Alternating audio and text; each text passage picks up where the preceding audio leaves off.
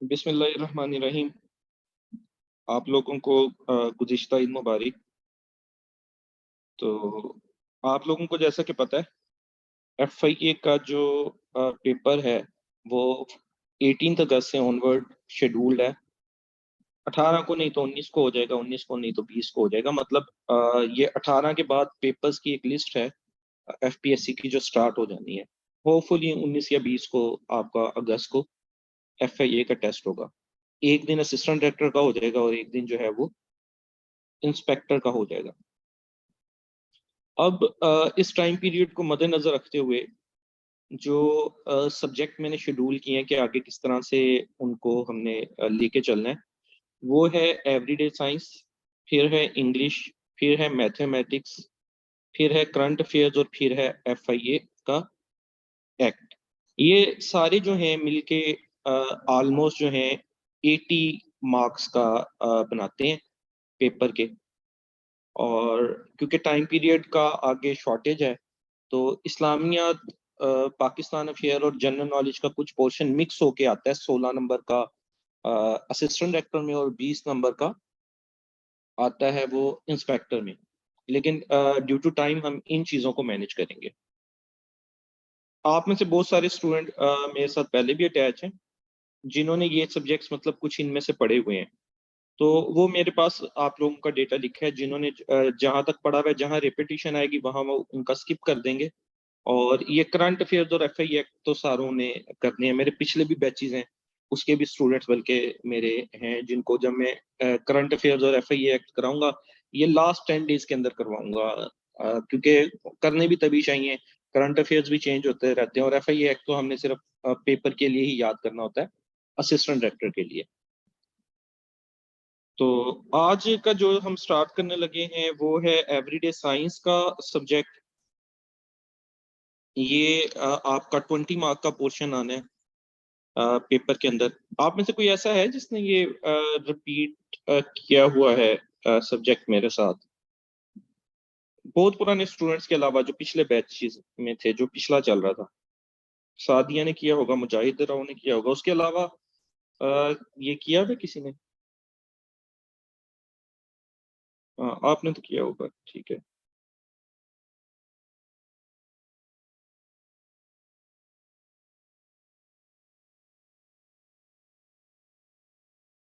इब्रार, आपने भी ये किया हुआ है? जुबीना ने भी किया हुआ है? आप लोगों ने जो एवरीडे साइंस का है सब्जेक्ट, वो मैंने आपको पढ़ा दिया हुआ है पहले ऑलरेडी?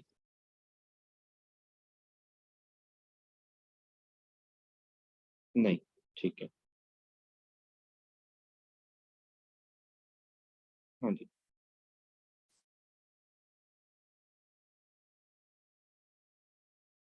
जी बेहतर हो गया। तो हमारा जो एफआईए का टेस्ट आना है वो जितना उसका टाइम पीरियड रहता है, ऑलमोस्ट 1.5 महीना कह लें आप। 1 महीना ये जुलाई का, और 15 दिन उसके बाद आपके अगस्त के बच जाएंगे। आज 3 जुलाई होगी ना, तो 45 दिन का टाइम पीरियड हमारे पास बचता है। तो उस 45 दिन के टाइम पीरियड में हम इन सब्जेक्ट्स को पढ़ेंगे, जिसमें एवरीडे साइंस होगा, फिर इंग्लिश, फिर मैथमेटिक्स, फिर करंट अफेयर्स और एफआईए एक्ट। ये हमारा जो है टोटल 80 मार्क्स तक का पोर्शन कवर करता है, और इस टाइम पीरियड में हम इतना ही कवर कर सकते हैं। साथ साथ आपको पास पेपर्स भी दिए जाएंगे, जिसके अंदर बाकी का जो कुछ पोर्शन है आपका, आप उसकी तैयारी करते रहेंगे। तो सबसे पहले एवरीडे साइंस का आज हमारा लेक्चर नंबर 1 है, और इसके अंदर हम सोलर सिस्टम के बारे में देखेंगे, निज़ाम शमसी के बारे में। सबसे पहले एवरीडे साइंस को हमें समझना जरूरी है कि एवरीडे साइंस होता क्या है।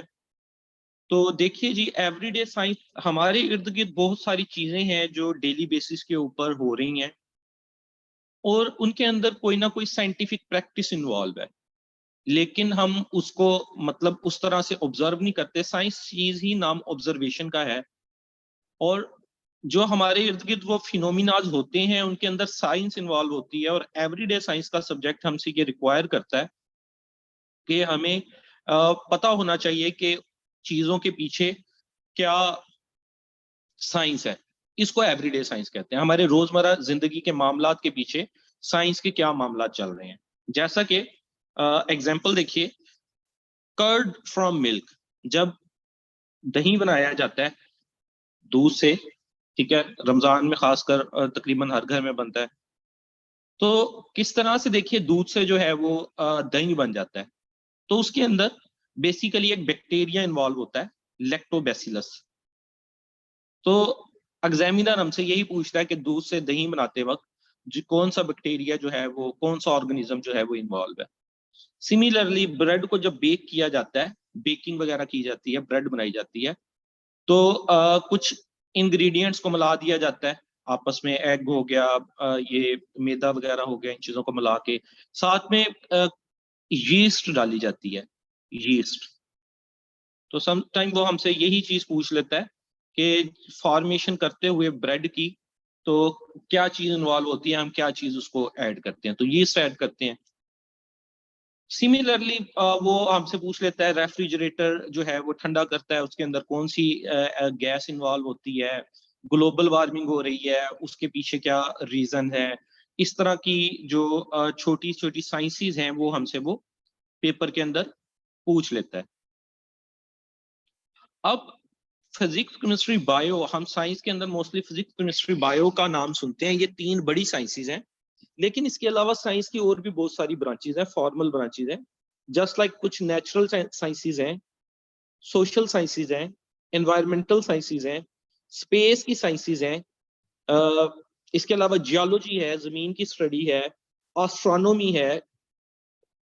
ये सारी चीजें जो है वो आ जाती हैं हमारी एवरीडे साइंस के अंदर। इन सबको, इनकी सबकी बेसिक्स को टच करना।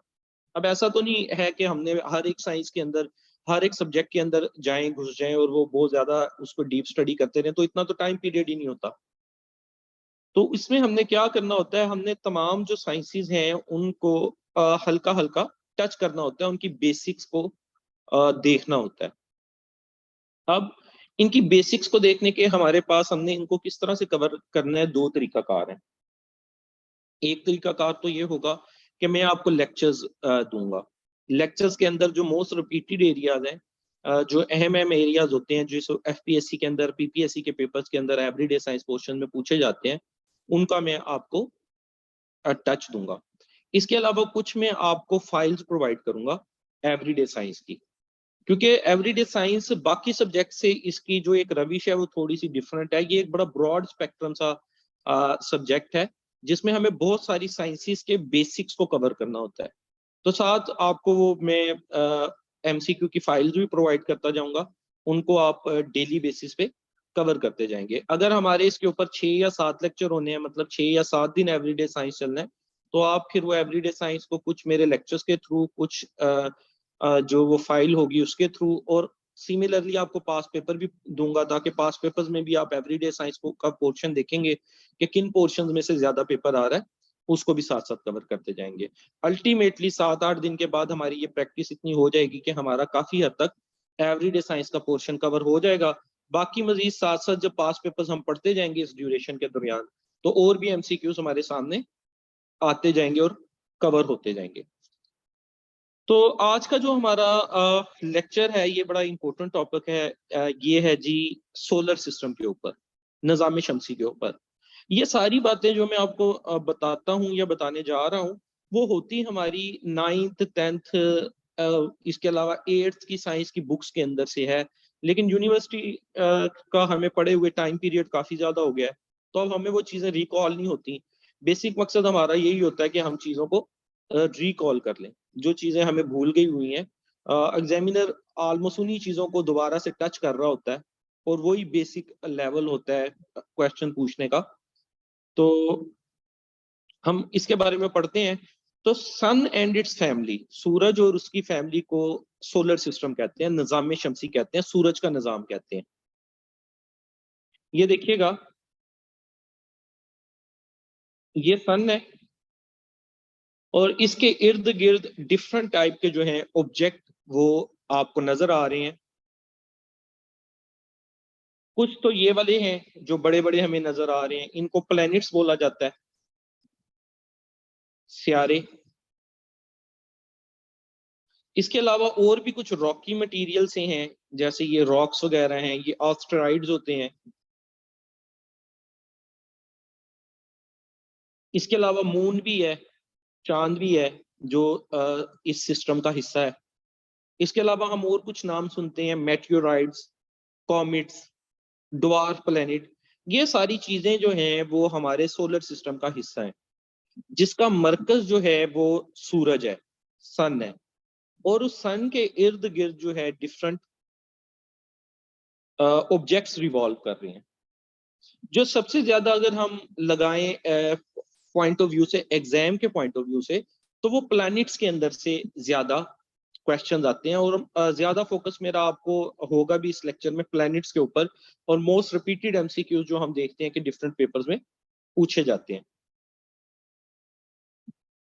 लेकिन वैसे अगर हम सोलर सिस्टम को देखें तो सोलर सिस्टम में ये बाकी चीजें भी आ जाती हैं, जिसमें सन बजाते खुद आ जाता है, जो कि महवर है, मरकज है, जिसके गिर्द प्लैनेट्स भी रिवॉल्व कर रहे हैं, ड्वार्फ प्लैनेट्स भी रिवॉल्व कर रहे हैं, मेटियोराइड्स भी, कॉमेट्स भी और एस्टेरॉइड भी। ये सारे ऑब्जेक्ट्स हैं डिफरेंट, जो सूरज के गिर्द चक्कर लगा रहे हैं, और इस सारे को मिल मिला के सोलर सिस्टम कहा जाता है। इसमें हम कुछ सन की प्रॉपर्टीज भी देखेंगे, मून की प्रॉपर्टीज भी देखेंगे, और प्लैनेट्स की प्रॉपर्टीज भी देखेंगे, जो हम आगे स्लाइड्स में आपकी लिखी हुई होगी, आपको अवेलेबल हो जाएंगी। कुछ इनके बारे में हम थोड़ा सा पढ़ लें, वैसे आगे ये ज्यादा एक्सप्लेन है, लेकिन यहाँ मैं आपको जस्ट इनके बारे में जो है वो हिंट दे देता हूँ कि ये चीजें क्या होती हैं। ऊपर वाला सन, मून और प्लैनेट्स वो तो मेजर हिस्सा है, उसको तो हमने डिस्कस करना है। ड्वार्फ प्लैनेट, मेटियोराइड्स, कॉमेट और एस्टेरॉइड, ये क्या होते हैं? ये कौन से ऑब्जेक्ट हैं जो सूरज के गिर्द घूम रहे हैं? तो देखिए, 2006 में सबसे पहले हम ड्वार्फ प्लैनेट पे आ जाते हैं। पहले प्लैनेट्स और ड्वार्फ प्लैनेट्स एक ही चीज होते थे, लेकिन 2006 में एक डेफिनेशन कर दी गई, और उसके थ्रू ये कह दिया गया कि वो चीजें जो सूरज के गिर्द घूम रही हैं और वो राउंड है शेप में, राउंड शेप है उनका, गोल शेप है, वो प्लैनेट्स कहलाती हैं। ड्वार्फ प्लैनेट भी उसमें आते थे, वो उनका भी शेप जो है वो राउंड है। ये देखिए, हम इसको देख लेते हैं, जो इसके गिर्द घूमती हैं और उनका शेप जो है वो राउंड है, वो भी ऑलमोस्ट राउंड ही है ड्वार्फ प्लैनेट। लेकिन एक पॉइंट एक ऐसा आ गया जिसकी वजह से प्लैनेट और ड्वार्फ प्लैनेट की राहें जुदा हो गई, इनके अंदर डिफरेंशिएशन आ गई। ये कहा गया कि सूरज के गिर्द घूमते हुए अगर तो ऑब्जेक्ट अपना पूरा ऑर्बिट कंप्लीट करता है, प्रॉपर घूम के चक्कर लगाता है, तो उसको प्लैनेट बोलेंगे, स्यारा बोलेंगे। लेकिन अगर वो दरमियान में अपने ऑर्बिट कंप्लीट नहीं कर पाता और मुख्तलिफ चीजों से टकराता है, तो वो कहलाएगा ड्वार्फ प्लैनेट। फॉर एग्जाम्पल, यहाँ पे एक प्लैनेट था जिसका हम सुनते थे प्लूटो। पहले 9 प्लैनेट्स का हम सुनते थे, लेकिन प्लैनेट्स की तादाद अब 8 है। जब प्लूटो को इस डेफिनेशन में देखा गया, तो वो जब इधर अपना करता था, घूमता था, तो वो दरमियान दरमियान में ऑस्ट्राइड से टकरा जाता था। ऑस्ट्राइड भी रॉक की बॉडीज होती हैं, पत्थर नुमा बॉडीज हैं, जो कि आसमान में खला में घूम रही हैं सूरज के गिर्द। तो ये जो प्लूटो है वो इनके साथ टकरा जाता था, जिसकी वजह से इसको इस कैटेगरी से निकाल दिया गया। लेकिन फिर भी उनका साइज प्लैनेट्स के राउंड अबाउट था, वो अपना जो चक्कर है वो राउंड कंप्लीट करते थे, इसलिए उनको ड्वार्फ प्लैनेट कह दिया गया। रहे वो प्लैनेट की कैटेगरी में, लेकिन ड्वार्फ प्लैनेट में चले गए। तो जो प्लैनेट्स हैं उनकी तादाद तो 5 है और 8 है। जो ड्वार्फ प्लैनेट है उनकी तादाद 5 है, जो मशहूर है, जिनमें प्लूटो आ जाता है, आयरस आ जाता है, माकी माकी आ जाता है। ये आगे स्लाइड्स में इनके नाम लिखे भी हुए हैं। हाँ जी, प्लूटो अब नहीं है प्लैनेट, वो ड्वार्फ प्लैनेट है। प्लैनेट की तादाद अब सिर्फ 8 रह गई है। 2006 की बात है, अब तो काफी अरसा हो गया। डिस्टॉर्शन ड्यू टू शायद सिग्नल्स। कोई एक बंदा जिसको मेरी वॉइस क्लियर आ रही हो आप में से?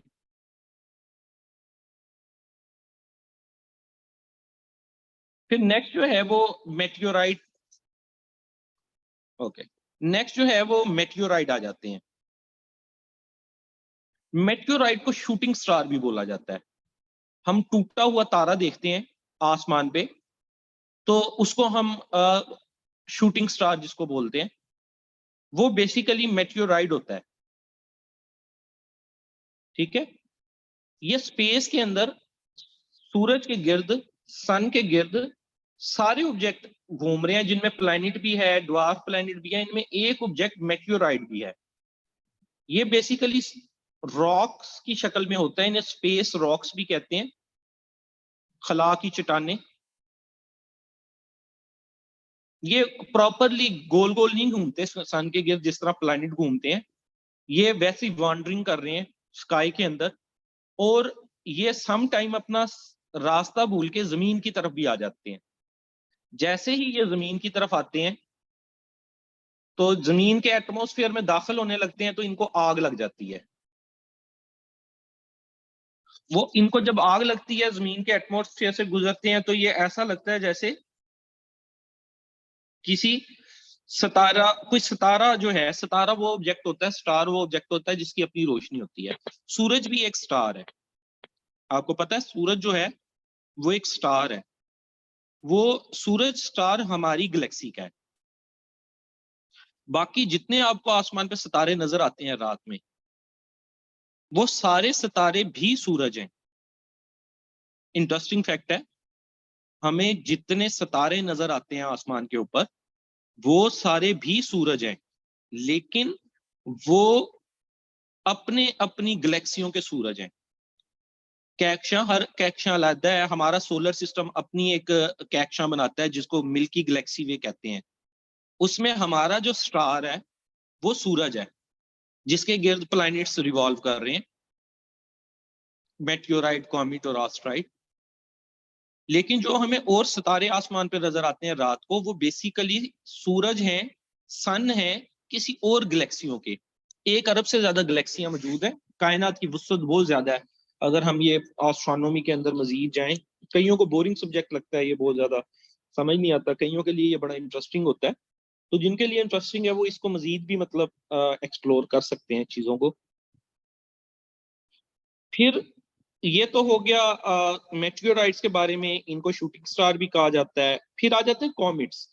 कॉमेट्स जो हैं ये स्नोबॉल है फ्रोजन गैसेस की। अब पेपर में ये आया हुआ है क्वेश्चन कि वो कौन सा ऑब्जेक्ट है जो सूरज के गिर्द घूमता है और वो फ्रोजन गैस है, या स्नोबॉल जिसको कहा जाता है, तो वो कॉमेट्स है। ये बेसिकली जो है फ्रोजन गैसेस हैं, और जो कि रोटेट कर रही हैं सूरज के गिर्द। ये सूरज के गिर्द जब जाती हैं तो सूरज इन्हें पुश करता है दूर की तरफ, और इसकी टेल निकल आती है, और इनको दुमदार सितारा भी बोला जाता है। कॉमेट्स को दुमदार सितारा, हालांकि ये अलहदा एक ऑब्जेक्ट है। कॉमेट, ये सारे सितारे नहीं होते जो आसमान पे हमें नजर आ रहे हैं, उनमें कुछ जो हैं वो कॉमेट्स भी होते हैं जिन्हें दुमदार सितारा बोला जाता है। फिर एक और ऑब्जेक्ट है जो सूरज के गिर्द रोटेट कर रहा है, उसको ऑस्टेरॉइड बोला जाता है। ऑस्टेरॉइड को माइनर प्लैनेट भी बोला जाता है।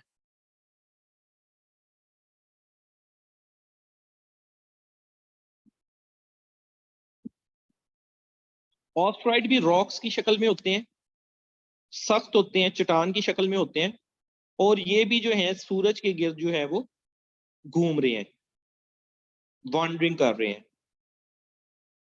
तो ये कुछ ऑब्जेक्ट थे जो मैंने आपको बता दिया, जिनका ब्रीफ ब्रीफ कि ये सन के गिर्द ये भी रोटेट करते हैं और ये हमारे सोलर सिस्टम का हिस्सा है।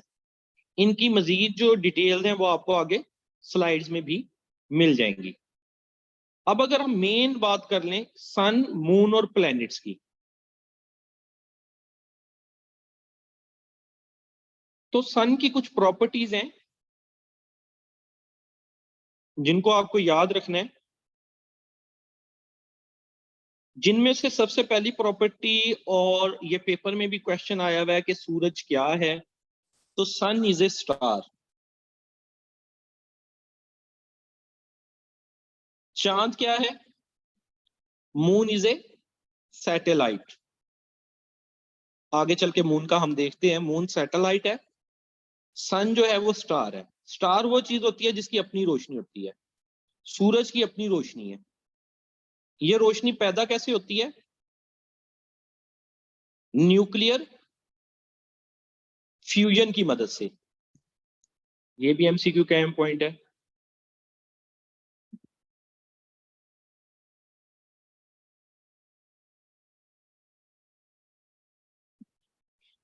अब फ्यूजन से मुराद हमें पता चल रहा है दो चीजों का मिलना। तो सूरज में कौन सी दो चीजें मिल रही हैं? हाइड्रोजन और हीलियम, जिससे मेजरली सूरज बना है। सूरज कोई जो है वो रॉक की चीज नहीं है, ये रॉक नहीं है, मतलब सख्त चीज नहीं है, ये गैसेस का मजमुआ है। हमें तो वैसे इसका एक प्रॉपर शेप नजर आता है जब हम जमीन से देखते हैं दिन के टाइम पे सूरज की तरफ, लेकिन ये कोई ऐसी चीज नहीं है जैसे चांद है। चांद एक रॉकी चीज है, उसके ऊपर जाया भी जा सकता है, चट्टाने हैं, सख्त चीज है, डेंसिटी है उसकी, उस पर जाया भी जा सकता है। लेकिन जो सन है उसके ऊपर नहीं जाया जा सकता, क्योंकि ये तो गैसेस का मजमू है, और ये गैसेस आपस में फ्यूज हो रही हैं, मिल रही हैं। गैसेस कौन कौन सी हैं? हाइड्रोजन और हीलियम। हाइड्रोजन 90% है, जबकि हीलियम जो है वो 8% है, और बाकी 2% सिर्फ हैवी मेटल्स हैं, कुछ जर्रात, कोई और चीजें। बाकी मेजरली ये हाइड्रोजन और हीलियम, और ये जब आपस में मिलती हैं तो धमाके होते हैं, एक्सप्लोजन होती हैं। जैसे हमारे वर्ल्ड में एटॉमिक बम बनाया जाता है, वो बनाया जाता है न्यूक्लियर फिशन के रिएक्शन में। हाइड्रोजन और हीलियम को तोड़ा जाता है उसमें, हाइड्रोजन बम हम नाम सुनते हैं।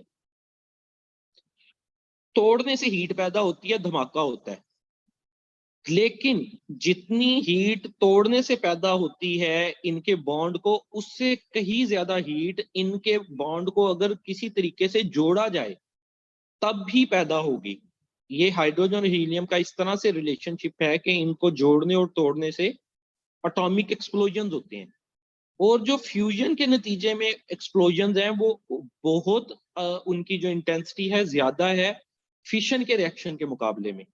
फिशन तोड़ना, जो हमारे एटॉमिक बम बनते हैं उनमें फिशन रिएक्शन होता है, तोड़ा जाता है। लेकिन जो सूरज पे रिएक्शन हो रहे हैं, एटॉमिक धमाके हो रहे हैं, उसमें फ्यूजन का अमल आ रहा है। और जो नेक्स्ट पॉइंट देखिए, ये मिल्की गैलेक्सी वे का हिस्सा है। गैलेक्सी कहते हैं कैकशां को, हम यूनिवर्स में रहते हैं। यूनिवर्स बोलते हैं कायनात को। कायनात एक बहुत बड़ी चीज है, उसमें डिफरेंट फिर गैलेक्सियां आ जाती हैं।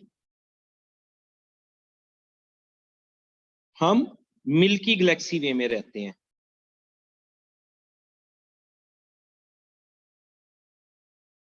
जैसे हमारी एक गैलेक्सी है जिसका महवर सन है, इसी तरह इसके इर्द गिर्द और भी गैलेक्सीज हैं जिनका महवर उनके अपने सितारे या अपने सन है। 1 अरब से ज्यादा गैलेक्सीज जो हैं वो दुनिया में मौजूद हैं। हम तो सिर्फ अपनी गैलेक्सी को एक्सप्लोर कर लें, सूरज को, सियारों को, इर्द गिर्द की चीजों को, तो वो ही एक बहुत बड़ी बात है। हमारा जो गैलेक्सी के अंदर जो स्टार है वो सूरज है, और ये एक मीडियम साइज का डवार्फ स्टार है। ये सितारों में एक छोटा सितारा है, लेकिन हमें तो सबसे बड़ा यही नजर आता है क्योंकि ये जमीन के कंपैरेटिवली करीब है बाकी सितारों की निस्बत। बाकी सितारे जमीन से बहुत दूर दूर है, वो अपनी अपनी गैलेक्सीज में है, हमें यहाँ से बड़ी दूर टिमकमाते हुए जो है वो नजर आ जाते हैं रात के टाइम अगर हम देखते हैं आसमान की तरफ। वैसे कंपैरेटिवली ये एक मीडियम साइज का सितारा है, और अभी मीडियम होके इसका साइज देख लीजिएगा। इसकी एज जो है 4.5 बिलियन ईयर अगो है। बिलियन से मुराद होता है अरब, 4.5 अरब साल पुराना है। इसका जो डायामीटर है वो है 1.4 मिलियन। डायामीटर से मुराद मतलब इसके इर्द गिर्द का जो डाया है, रेडियस जो इसका हो जाता है। रेडियस और डाया में थोड़ा फर्क होता है, लेकिन इसका जो डायामीटर है वो 1.4 मिलियन किलोमीटर है। अभी ये एक छोटा सितारा है, ड्वार्फ सितारा है। ड्वार्फ कहते हैं छोटा बोना। फिर भी इसका डायामीटर आप देख लें 1.4 मिलियन किलोमीटर। इसका अगर सन मास देख लें, वजन देख लें, तो 1.98 multiplied by 10 raise to power 30 kg है। मतलब 10 के साथ 30 जीरो लगेंगे फिर इसका मास निकलता है। इसका जो अंदर जमीन जो है कितनी आ सकती है, 3 लाख। इसका जो सॉरी जमीन के मास से, जमीन के मास से 3,30,000 गुना ज्यादा इसका मास है। इतना बड़ा ये मतलब है। वैसे ये क्वेश्चन आता होता है कि सूरज के अंदर कितनी जमीनें आ सकती हैं, तो गालबन उसका जवाब 109 है। अभी नेट के ऊपर सर्च कीजिएगा, इस तरह का कोई क्वेश्चन है, सन में कितनी जमीनें आ सकती हैं, गालबन 109 जमीनें आ सकती हैं।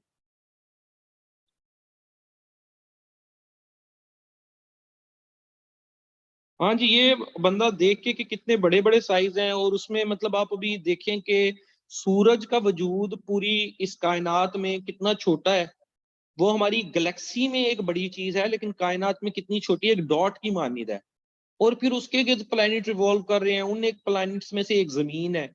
और जमीन के अंदर हम मतलब बिल्कुल ही कितना, मतलब अल्लाह ताला की वुसअत हम पढ़ते होते हैं ना, अल्लाह ताला बहुत बड़ा है। तो वो हम आइडिया भी नहीं कर सकते कि कितना बड़ा है, जिसने इतनी बड़ी बड़ी चीजें बनाई हैं। और अगर आप मजीद इसको यूट्यूब पे वीडियो सर्च करें डिफरेंट स्टार्स की और कायनात की कि कितनी बड़ी बड़ी चीजें हैं, तो फिर अल्लाह ताला की जात इन सब को बनाने वाली है, तो उसका वजूद कितना बड़ा होगा, तो अकल दंग रह जाती है। बाकी ये चीजें आप इसको देखेंगे, इसकी डेंसिटी, ये डेफिनेटली क्रैमिंग वाले पॉइंट हैं जो आपको खुद से याद करने हैं। 1.41 ग्राम पर सेंटीमीटर क्यूब है। इसका टेम्परेचर जो है वो ऑलमोस्ट 6000 डिग्री सेंटीग्रेड है, 6000 डिग्री सेंटीग्रेड। और ऑन एन एवरेज टेम्परेचर की बात हो रही है। लेकिन अगर इसकी कोर जो दरमियान वाला हिस्सा है, उसका टेम्परेचर अगर देखा जाए तो उसका टेम्परेचर 15 मिलियन डिग्री सेल्सियस है। टेम्परेचर जो कोर का है, मिडल पॉइंट का है, सूरज के कोर का, वो 15 मिलियन डिग्री सेल्सियस। एक बंदा सिर्फ बोल सकता है, आइडिया नहीं लगा सकता कि कितना ज्यादा टेम्परेचर है। ऑन एन एवरेज इसके जो इर्द गिर्द का टेम्परेचर होता है डिफरेंट लेयर्स का, वो कम होता है। एवरेज जब हम लगाते हैं तो वो 6000 डिग्री सेंटीग्रेड ग्रेड है। तो ये हो गया जी कुछ सन के बारे में।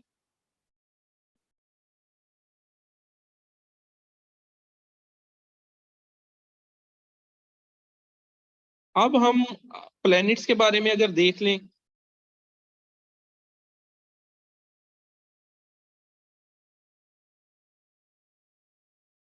तो देखिएगा टोटल 8 प्लैनेट हैं। 4 ये हैं, और इसके बाद कुछ रॉक्स आ जाती हैं, रॉकी फॉर्मेशन आ जाती है, ये बेल्ट आ जाती है। ये ऑस्ट्राइड है बेसिकली। पीछे भी मैंने आपको बताया, ऑस्ट्राइड जो हैं वो रॉक्स हैं, पत्थर हैं, जो कि खला में मुअल्लक हैं और सूरज के गिर्द ये रोटेट कर रहे हैं। इनको माइनर प्लैनेट भी बोला जाता है। अब अंदर वाले 4 प्लैनेट्स और बाहर वाले 4 प्लैनेट्स के दरमियान आप देखिए कि ऑस्ट्रॉइड आए हुए हैं। इसी तरह अगले 4 आते हैं तो फिर ऑस्ट्रॉइड की एक लेयर आ जाती है यहां पे भी। तो ये जो लेयर्स हैं ये बेसिकली इनको डिवाइड कर देती हैं 2 टाइप्स में। एक को हम कह देते हैं इनर प्लैनेट्स, और बाहर वाले 4 को हम कह देते हैं आउटर प्लैनेट।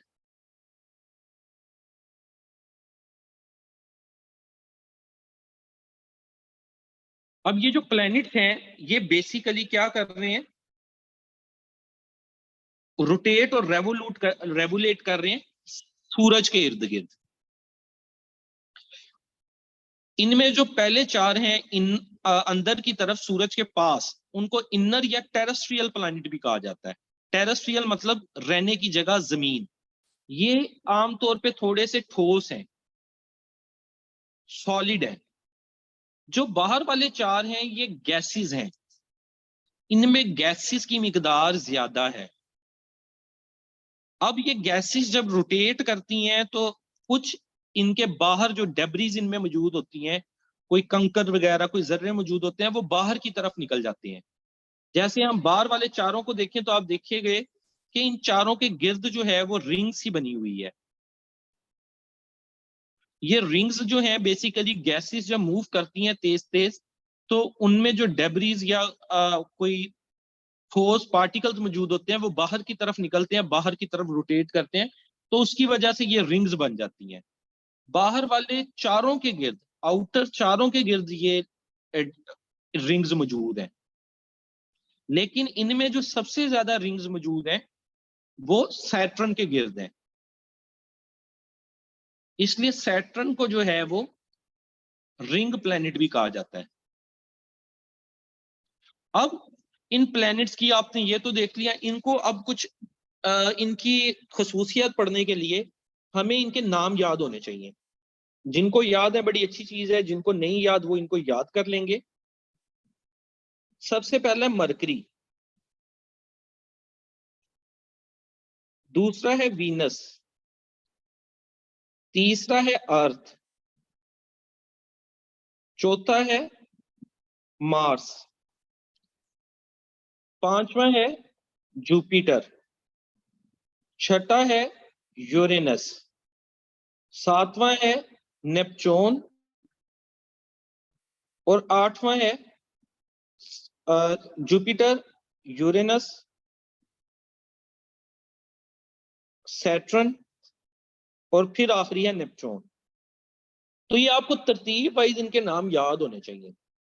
मरकरी, वीनस, अर्थ, मार्स, जुपिटर, यूरेनस, सैटर्न और नेपच्यून। इसके लिए एक एक्रोनिम है वो आप याद कर सकते हैं, जिसकी मदद से आप इनकी तरतीब याद रख सकते हैं। वो है जी my very educated mom just, इनकी तरतीब गलत हो गई, ये सैटर्न है जी, सर्व्ड अस नूडल्स। ये एक फिक्रा आप याद कर लेंगे और इसकी मदद से आप सारे प्लैनेट्स के नाम याद कर देंगे। ये बड़ा एक इंपॉर्टेंट टॉपिक है जिसकी आपको कवरेज हासिल करनी चाहिए प्लैनेट्स वाले की, क्योंकि रोटेशन में पेपर्स में हम देखते हैं कि एग्जामिनर एवरीडे साइंस के पोर्शन में लाइक करता है प्लैनेट्स के बारे में सवाल पूछना। तो अगर हमें ये याद होगा, वैसे तो हम पास पेपर्स में भी एमसीक्यूज को रट्टा लगा के तो याद कर ही लेते हैं, लेकिन अगर एक कंसेप्ट याद होगा तो फिर ये नंबर आपके पक्के हो जाएंगे पेपर के अंदर। माई very educated mom just served अस नूडल्स। तो इस तरीके से आप इनके जो हैं वो नाम याद कर लेंगे, मरकरी, वीनस, अर्थ, मार्स, ठीक है जी। उसके बाद जब ये आप नाम याद कर लेंगे तो बहुत सारी हमें प्रॉपर्टीज याद करने में हेल्प हो जाएगी।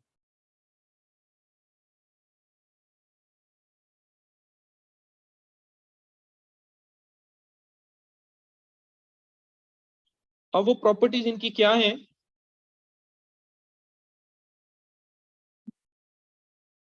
हाँ जी, लार्जेस्ट, हॉट और लार्जेस्ट भी पूछते हैं, बिल्कुल।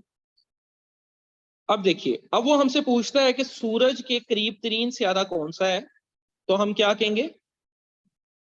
Mercury. Planet nearest to the nearest to the sun is mercury. वो पूछ लेता है the planet farthest from the sun, सबसे दूर कौन सा है, तो वो क्या हो जाएगा? नेपच्यून।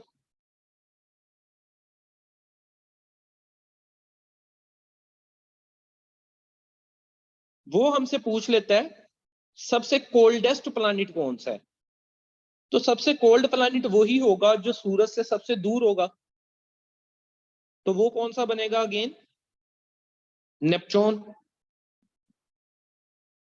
फिर वो हमसे पूछ लेता है सबसे हॉट प्लैनेट कौन सा है।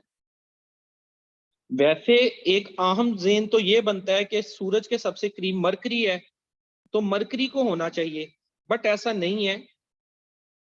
सबसे जो हॉट प्लैनेट है वो वीनस है, दूसरे नंबर वाला।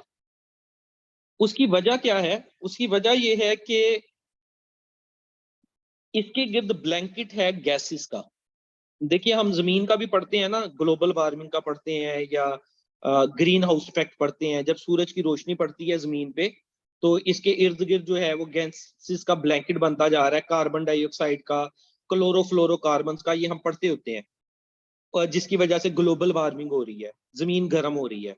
तो हम पढ़ते होते हैं कि वो क्योंकि हमारी एक्टिविटीज जो है, ये गाड़ियां चल रही हैं, रेफ्रिजरेटर से गैसेस निकल रही हैं, वो गैसेस इकट्ठी हो रही हैं इर्द गिर्द, जो सूरज की रोशनी आती है उसको वो ट्रैप कर लेती है, वापस नहीं जाने देती, जिसकी वजह से अर्थ का टेम्परेचर बढ़ रहा है। तो सिमिलरली यही फिनोमिना वीनस के साथ है। वीनस के इर्द गिर्द गैसेस के ब्लैंकेट मौजूद है। जब सूरज की रेज आती हैं तो वो उसको कैप्चर कर लेती हैं और वीनस का टेम्परेचर बढ़ता गया जा रहा है। जबकि जो मरकरी है, जो सबसे पहले वाला है, उसके गिर्द ब्लैंकेट नहीं मौजूद। जो रेज उससे टकराती हैं वो वैसे ही वापस चली जाती हैं। तो इसलिए जो सबसे हॉट प्लैनेट है, हॉटेस्ट प्लैनेट, वो वीनस है। वीनस के बारे में बहुत सारे क्वेश्चन है जो पेपर में पूछे जाते हैं। ये हॉटेस्ट है, ब्राइटेस्ट है, इसको मॉर्निंग स्टार भी बोला जाता है, इसको इवनिंग स्टार भी बोला जाता है, स्लोएस्ट रोटेटिंग है, सबसे कम स्पीड से रोटेट करता है। तो ये कुछ जो एमसीक्यूज हैं वो वीनस के बारे में।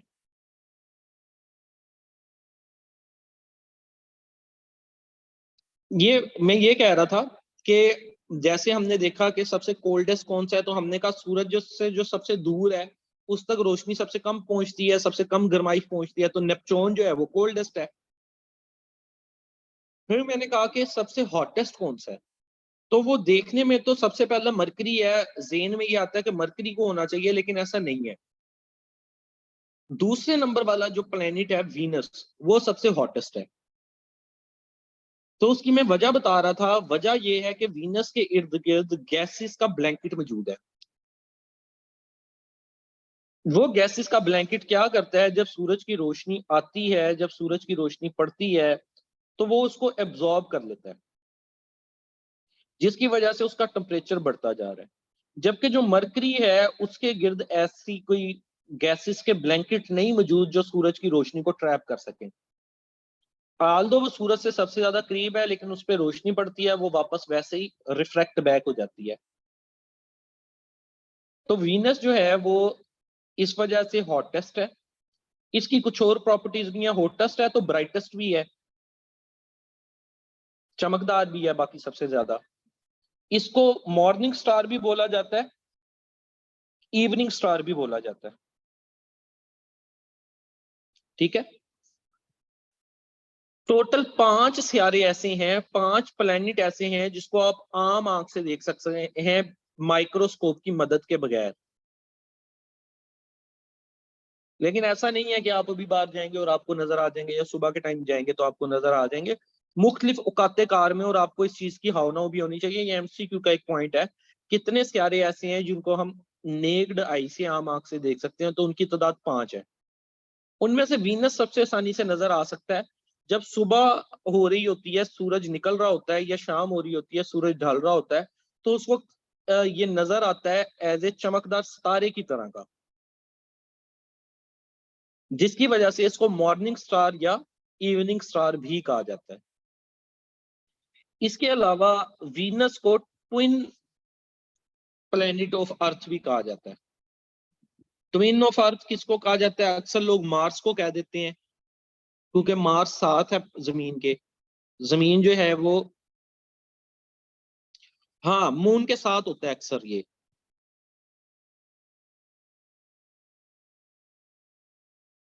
हाँ जी। तो इसको twin planet of the earth भी कहा जाता है, वीनस को। वो क्यों कहा जाता है? इसका जो साइज है वो कंपैरेटिवली करीब है जमीन के, बाकियों की निस्बत साइज में काफी हद तक बराबर है। वैसे तो फर्क है साइज का, लेकिन जमीन के साथ है और जमीन के साइज के करीब करीब है, तो इसको जो है वो twin planet of the earth भी कह दिया जाता है। इसके अलावा अगर कलर्स के हवाले से आप कुछ प्लैनेट्स का देख लें, तो जमीन को ब्लू प्लैनेट बोला जाता है। आप देखें ये खला में एक पिक्चर नजर आ रही है जिसमें जमीन तीसरे नंबर पे है प्लैनेट्स में से। तो इसका कलर ब्लू नजर आ रहा है क्योंकि पानी है जमीन पे, 71% वाटर है, 29% जस्ट जो है वो ड्राई लैंड है जिसको बरे आजम बोला जाता है, कॉन्टिनेंट्स बोला जाता है। तो 71% चूंकि जमीन पे पानी है, और अब तक सारे प्लैनेट्स में से सिर्फ जमीन ही वो नाउन प्लैनेट है जिसके ऊपर पानी मौजूद है, जिसकी वजह से यहाँ पे लाइफ पॉसिबल हुई है। तो इसको ब्लू प्लैनेट कहा जाता है। मार्स को जो इसके साथ वाला है मुरीख, जिस पे जाने की कोशिश भी की जाती है बार बार, क्योंकि इसके साथ वाला जमीन से अगला प्लेनेट जो है वीनस, वो तो हॉट ही इतना है कि उस पर गर्मी बहुत ज्यादा है। बाकी चार जो पीछे वाले हैं वो गैसेस हैं, वैसे ही उनके ऊपर नहीं लाइफ की पॉसिबिलिटी। तो कुछ पॉसिबिलिटी हमारे सोलर सिस्टम में अगर किसी प्लेनेट पे लगाई जा सकती है कि वहां लाइफ पॉसिबल हो सकती है या थी, तो वो मार्स है। बार बार यहाँ पे डिफरेंट मिशन भी भेजे जाते हैं मुरीख पे। मुरीख को जो है, मार्स को जो है रेड प्लेनेट बोला जाता है। रेड प्लेनेट इसलिए बोला जाता है, इसके ऊपर प्रोसेस हो रहा है ऑक्सीडेशन का, आयरन की मदद से, तो वो इसका कलर जो है वो रेड दिखाई देता है। तो मार्स को रेड प्लेनेट बोला जाता है।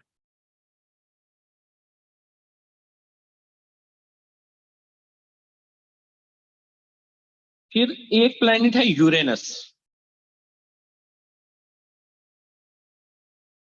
यूरेनस को ग्रीन प्लेनेट बोला जाता है। ये कलर्स के हवाले से देख लें, यूरेनस जो है वो ग्रीन प्लेनेट है।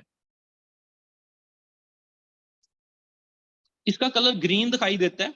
इसकी वजह यह है कि यहाँ पे गैसेस मौजूद हैं जिनमें से एक का नाम है मीथेन गैस।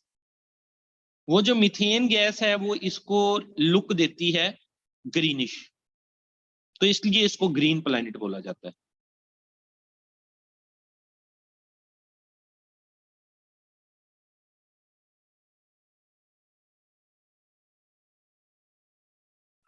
खलाई मखलूक का कहा नहीं जा सकता अभी तक, मतलब विजिबल नहीं है कोई इस तरह की जो साइंटिस्ट के सामने आई हो। लेकिन कायनात की वुसअत इतनी ज्यादा है कि अभी हमने कुछ अपनी गैलेक्सी और साथ वाली कुछ गैलेक्सीज को ही एक्सप्लोर किया है। 1 अरब के करीब गैलेक्सीज हैं, बहुत दूर दूर हैं, और इंसानी लाइफ इतनी छोटी है कि वहां तक पहुंच भी नहीं सकती। तो अभी तक कोई बज़ाहिर तो सामने नहीं आई। डिफरेंट ओकेजन्स में कुछ ऐसी चीजें नजर जरूर आई हैं, कुछ ऐसे ऑब्जेक्ट जिनको ये ख्याल किया गया है पुराने जमाने में कि पता नहीं शायद कोई खलाई मखलूक हो, कोई तश्तरियां हो जो जमीन की तरफ उतर रही हैं। लेकिन बाद में जब उनके मजीद अंदर जाके जैसे जैसे साइंस ने तरक्की की, उसको एक्सप्लोर किया, तो वो पता चला कि नहीं, वो कोई और फिनोमिनाज थे, वो कोई और चीजें थी जो हमें नजर आई। कोई वो मेटियोराइट्स थे, ऑस्टियोराइड थे, या कोई और इस तरह के फिनोमिनाज थे जिसकी वजह से ये तासुर पड़ा कि शायद कोई खलाई मखलूक नीचे आ रही है या कोई तश्तरी नीचे आ रही है। हालांकि अभी तक लेकिन नाउन नहीं है, कोई देखी नहीं गई। बाकी ज्यादा बेहतर इल्म अल्लाह ताला को है। जुपिटर और सैटर्न के बारे में, जुपिटर के बारे में कुछ ये है कि ये लार्जेस्ट है, सबसे बड़ा प्लैनेट आप देखें जुपिटर है, सबसे बड़ा यही है। इसके अलावा सेकंड लार्जेस्ट का पूछ लिया जाता है सम टाइम, तो सेकंड लार्जेस्ट उसके साथ वाला ही है, सैटर्न।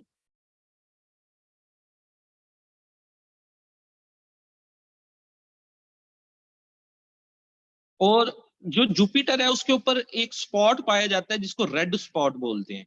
तो समटाइम ये भी पूछ लिया जाता है कि लार्जेस्ट प्लैनेट कौन सा है, उसका आंसर है जुपिटर।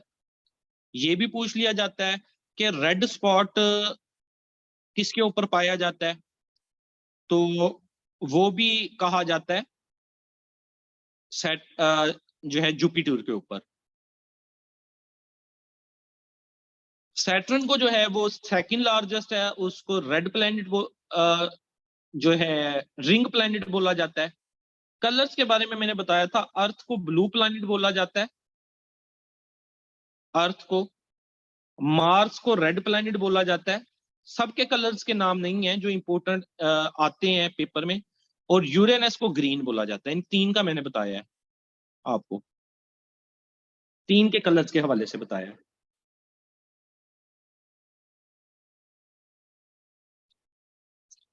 इसके अलावा इनके चांदों की तादाद, मून्स की तादाद,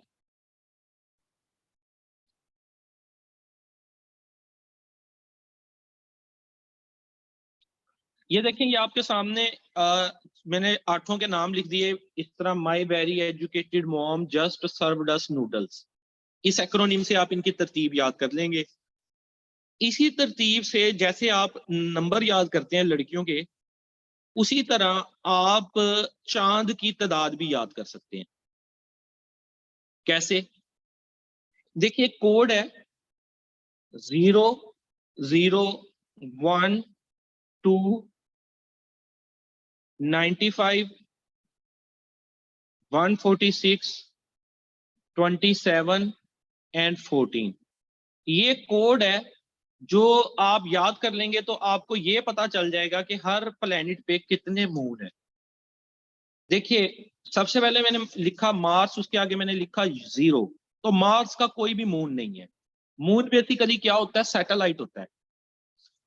प्लेनेट के गिर्द जो चीज घूमती है, प्लेनेट के गिर्द, सियारे के गिर्द जो चीज घूमती है उसको सैटेलाइट बोलते हैं।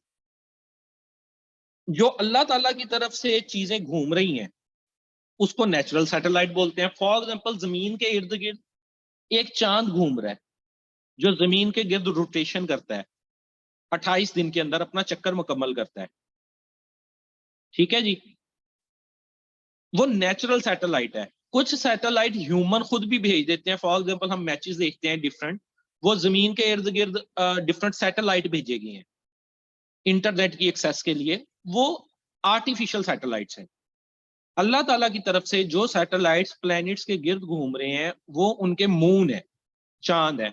तो मार्स के गिर्द कोई भी मून नहीं है, ये बेचारा सिंगल है।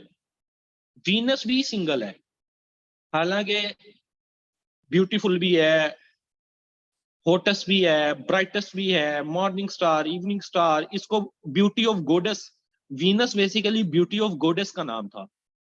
ये जो सियारों के नाम रखे गए हैं ये ग्रीक लोगों ने रखे हैं, लातीनी लोगों ने रखे हैं। और अपनी जो इनके गॉड होते थे ना शुरू में, इस्लाम वगैरह के भी आने से पहले, जो इनका रिलीजन था ये फॉलो करते थे देवताओं को। तो इनकी साइंस की इब्तदा भी इधर से ही होती है, ग्रीक लोगों से।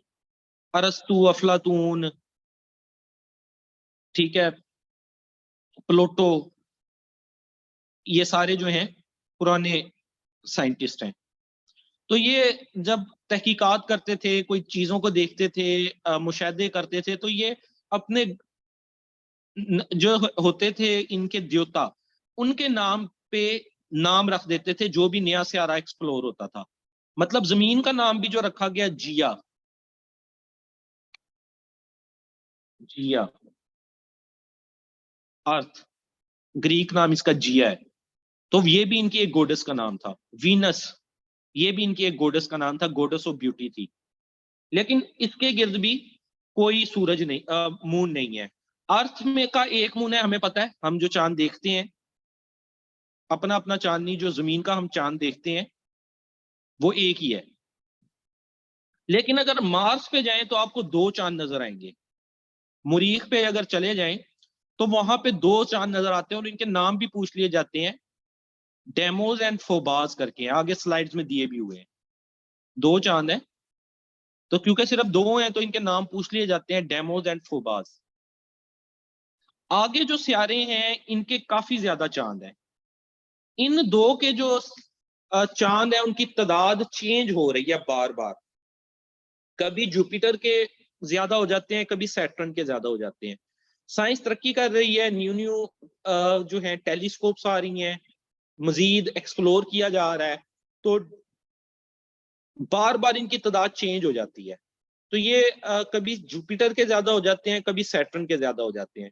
कुछ एमसीक्यूज में हो सकता है आपको मिल जाए कि जुपिटर के सबसे ज्यादा है, क्योंकि किसी वक्त में जुपिटर के 95 ज्यादा थे, सैटर्न के 67 से स्टार्ट हुए, फिर पता चला नहीं जी 85 है, फिर 100 क्रॉस कर गए। अब जो नासा की वेबसाइट, जो नासा स्पेस एजेंसी की वेबसाइट है, जो एक कॉम्पिटेंट है, उस पे जो तादाद है वो ये दी गई है कि जुपिटर पे इस वक्त 95 है, और सैटर्न जिसको रिंग प्लैनेट भी कहा जाता है, ये पुरानी है। आप नासा की वेबसाइट पे जाएं तो ये अपडेटेड हो चुकी हुई है।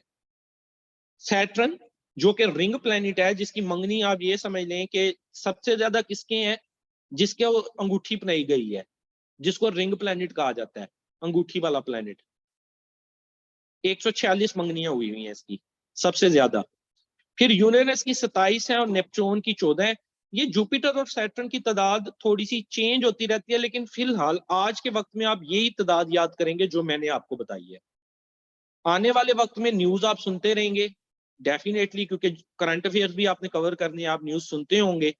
अगर आपने जो है FIA में असिस्टेंट डायरेक्टर या इंस्पेक्टर लगना है तो आप डेफिनेटली न्यूज सुनते होंगे, तो उसमें आ जाएगा अगर इस तरह की खबर आएगी। तब तक आप इन तादाद को याद रखेंगे। तो कोड याद कर लें 0012। शुरू वाले छोटे हैं साइज में तो उनके मून्स की तादाद भी छोटी है। तो 0012 ये तो बहुत ही आसान है ना, मरकरी का कोई नहीं, वीनस का कोई नहीं, अर्थ का एक है, मार्स के 2 हैं। अगले वाले थोड़े से डिफिकल्ट हैं याद करना, उसको याद कर लें 95, 146, 27 एंड 14। तो इस तरह से आप इनकी तादाद भी याद कर सकते हैं, और जब आपको इनके प्लैनेट के नाम याद हो जाएंगे तो आप ये भी याद कर सकते हैं कि मरकरी सबसे करीब है सूरज के। अच्छा, मरकरी का एक और इंटरेस्टिंग फैक्ट, देखने में बज़ाहिर नहीं नजर आ रहा, लेकिन जमीन के सबसे करीब तरीन सियारा कौन सा है? That is also mercury. जबकि अगर हम पिक्चर देखें तो आपके सामने जो पिक्चर है उसमें हमें यह नजर आ रहा है कि जमीन जो है वो वीनस और मार्स के दरमियान में सैंडविच है। तो जमीन को करीब इन दोनों में से किसी के होना चाहिए, लेकिन इंटरेस्टिंगली जमीन सबसे करीब मरकरी प्लानिट के है। ये जब रोटेट करते हैं तो इसका मदार कुछ ऐसा बनता है कि यहाँ पे जब ये आएगा, ये यहाँ आ जाएगा, तो जब इनका जो दरमियानी फासला है वो सबसे कम होता है। ना सिर्फ अर्थ के साथ, ना सिर्फ अर्थ के साथ, मरकरी हर प्लेनेट के सबसे करीब है, सूरज के भी सबसे करीब है और हर प्लेनेट के भी सबसे करीब है। इंटरेस्टिंग फैक्ट है, बट ऐसे ही है, समझना मुश्किल है थोड़ा सा। लेकिन अगर MCQ में भी आता है कि जमीन के सबसे करीब तरीन सियारा कौन सा है तो वो मरकरी है, सूरज के सबसे करीब तरीन सियारा कौन सा है तो भी वो मरकरी है। ये तो काफी सारे फैक्ट्स हो गए जो मैंने आपको, जो ऑब्जेक्ट सूरज के गिर्द घूम रहे हैं वो बता दिए। हाँ जी, और प्लैनेट्स के भी काफी सारे मैंने आपको बता दिए, लेकिन इससे भी ज्यादा और भी काफी सारे फैक्ट्स हैं और भी काफी सारे MCQs हैं, वो आपको इन जो मैं PDF फाइल ग्रुप में प्रोवाइड करूंगा उसके अंदर लिखे हुए हैं, आपने वो याद कर लेने हैं। कुछ वहां भी याद हो जाएंगे, कुछ आप जब पास पेपर्स पढ़ेंगे उसमें भी कहीं ना कहीं रोटेट होते रहते हैं प्लैनेट के बारे में आपके MCQs। तो इस तरह से ओवरऑल आपका जो ये वाला पोर्शन है वो कवर हो जाएगा। इसमें से कोई आपका क्वेश्चन हो तो आप लोग मेरे से पूछ सकते हैं।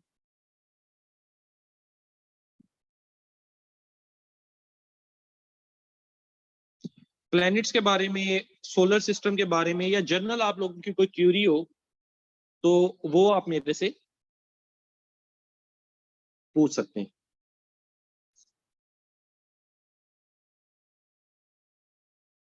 हाँ जी, मरकरी जो है नियरेस्ट टू ऑल है। नहीं, इसका इल्म तो नहीं कहा जा सकता क़यामत कब आएगी, ये तो उल्मा भी बताने से गालबन कासर हों, क्योंकि टाइम पीरियड नहीं है मुतय्यन क़यामत का। एग्जैक्ट टाइम इस्लाम में कई चीजों का एग्जैक्ट टाइम नहीं मुतय्यन। हो सकता है कि हमारे ज़माना में आ जाए या हमारे ज़माना में भी ना आए। एजेस हमारी मतलब राउंड अबाउट 50 टू 60 एवरेज होती है, लेकिन क़यामत हो सकता है बिलियन ऑफ ईयर्स बाद आए, लेटर।